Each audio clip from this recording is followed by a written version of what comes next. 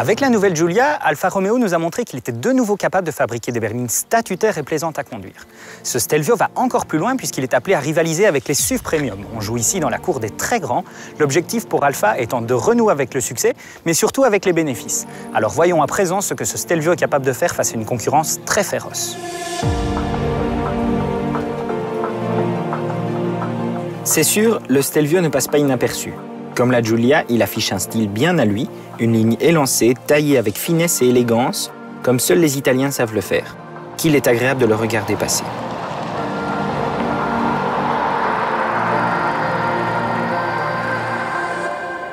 Et s'il affiche une ligne sculpturale, ce n'est pas au détriment de sa capacité de chargement.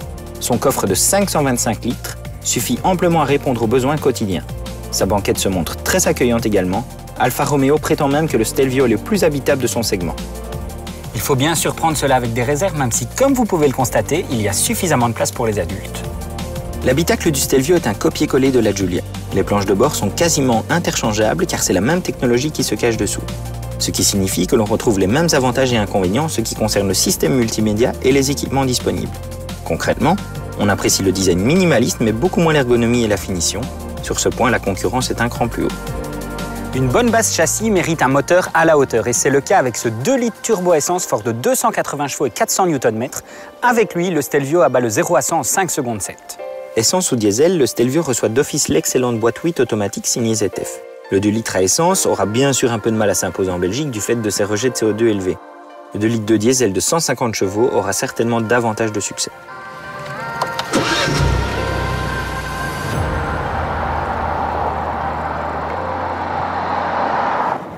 C'est ici, derrière le volant, que toute la magie s'exprime avec le Stelvio.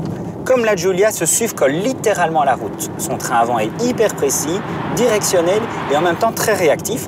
Alors bien sûr, avec sa garde au sol légèrement surélevée, il est plus confortable que la Giulia, mais il n'en perd pas en dynamique pour autant. Nous n'attendions d'ailleurs pas moins que cela, puisque le Stelvio repose sur la même plateforme Giorgio que la Giulia.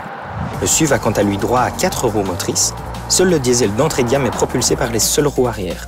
Il reprend l'embrayage multidisque de la Maserati Levante, à la différence que chez Alfa, il peut transmettre 100% du couple sur l'arrière, ce qui le rend plus fun à conduire.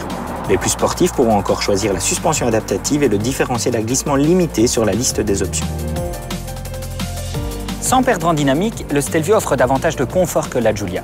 Il est aussi plus spacieux, habitable et pratique. Assis en hauteur, on s'y sent également plus en sécurité. Bref, si la Giulia nous a séduit, le Stelvio nous a vraiment convaincus.